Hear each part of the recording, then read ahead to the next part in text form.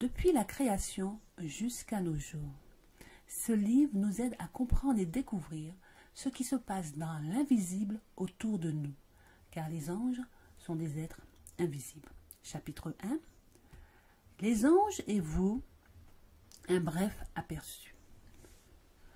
Le lien entre le monde invisible et le monde visible, le ministère des anges de Dieu et l'action des mauvais esprits sont clairement révélés dans les Écritures et sont inséparablement liés à l'histoire humaine. Avant la création de l'homme, les anges existaient. En effet, lorsque les fondations de la terre furent posées, les étoiles du matin chantaient ensemble et tous les fils de Dieu poussaient des cris de joie. Psaume 38, verset 7. Les anges sont par nature supérieurs aux hommes, car le psalmiste dit que l'homme a été fait de peu inférieur aux anges. Psaume 8, verset 5. Le nombre et le pouvoir des anges.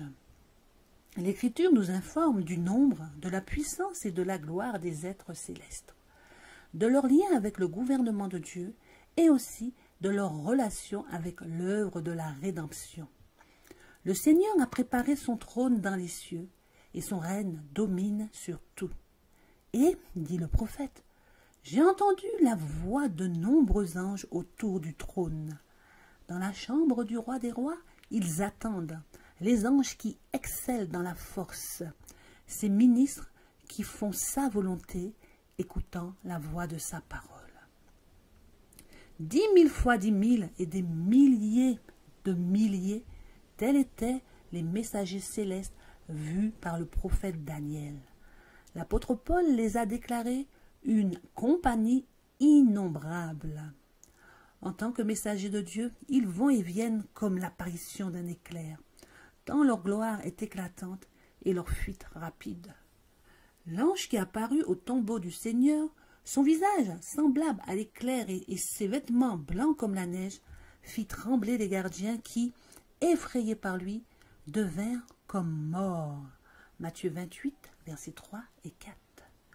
Lorsque Sanchérib, ce hautain assyrien, insultait et blasphémait Dieu et menaçait Israël de destruction, cette nuit-là, l'ange de l'Éternel sortit et battit dans le camp des Assyriens 185 000 hommes. Tous les vaillants hommes, les chefs et les capitaines de l'armée de Sanchérib furent exterminés. Il s'en retourna honteux dans son pays. 2 Rois 19, verset 35. Les anges aident les enfants de Dieu. Les anges sont envoyés en mission de miséricorde auprès des enfants de Dieu.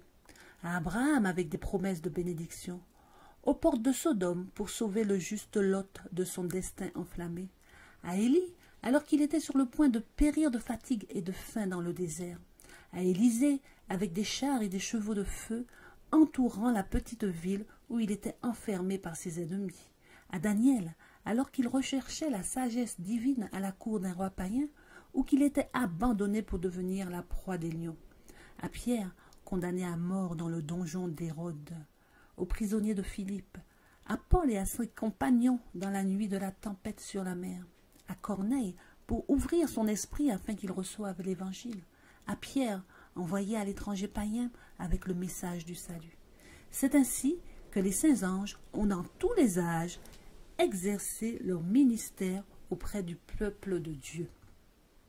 Ainsi, le peuple de Dieu, exposé au pouvoir trompeur et à la malice insomniaque du prince des ténèbres, et en conflit avec toutes les forces du mal, est assuré de la garde incessante des anges célestes. Une telle assurance n'est pas non plus donnée sans nécessité.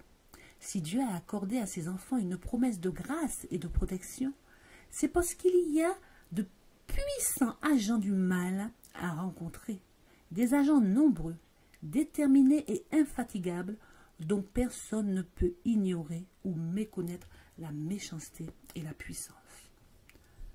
Satan et les mauvais anges. Les mauvais esprits créés à l'origine sans péché étaient égaux en nature, en puissance et en gloire aux êtres saints qui sont maintenant les messagers de Dieu. Mais tombés par le péché, ils se sont ligués pour le déshonneur de Dieu et la destruction des hommes. Unis à Satan dans sa rébellion et chassés du ciel avec lui, ils ont, à travers tous les âges successifs, coopéré avec lui dans sa guerre contre l'autorité divine. L'Écriture nous parle de leur confédération et de leur gouvernement, de leurs divers ordres, de leur intelligence et de leur subtilité, de leurs desseins malveillants contre la paix et le bonheur des hommes. Nul n'est plus menacé par l'influence des mauvais esprits que ceux qui, malgré le témoignage direct et large des Écritures, nient l'existence et l'action du diable et de ses anges. Tant que nous ignorons leurs ruses, ils ont un avantage presque inconcevable. Beaucoup prêtent attention à leurs suggestions alors qu'ils croient suivre les préceptes de leur propre sagesse. C'est pourquoi, à l'approche de la fin des temps, lorsque Satan doit agir avec la plus grande puissance pour tromper et détruire, il répand parmi nous la croyance qu'il n'existe pas. Il a pour politique de se cacher et de dissimuler sa manière d'agir.